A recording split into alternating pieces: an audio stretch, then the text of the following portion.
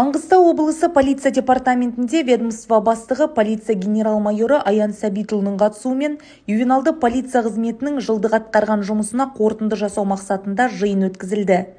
Жиын барысында өткен жылдың 12 айында ювеналды полиция инспекторларымен атқарылған жұмыстар департамент бастығының назарына ұсынылды.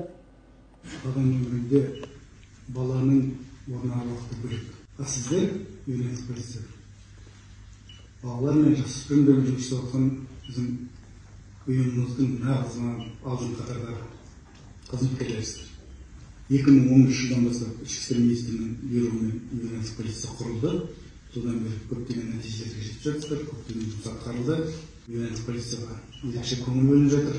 Сіздер әр уақытта балалар үшін, оқушылар үшін беделді тұлға болу керек. Жұмыстарыңызда бәрін сәттілік тілеймін.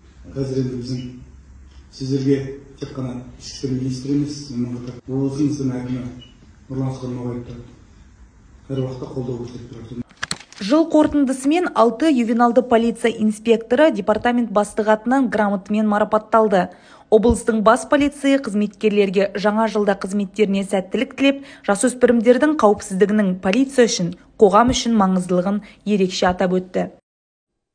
Маңғыстау облысында өткен 2023 жылы 2022 жылмен салыстырғанда, яғни статистикалық көрсеткішке сүйенсек, жасөспірімдер арасында қылмыс саны 10 дерекке төмендеген.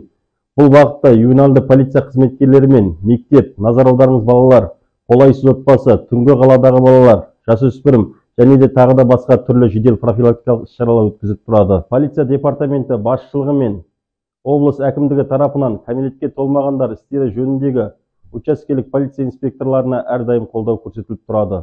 Осы ретте жұмысты одан әрі нығайту мақсатында жаңадан қызметтік автокөліктер мен әр қала ауданға компьютерлік техникалық құралдар табысталды.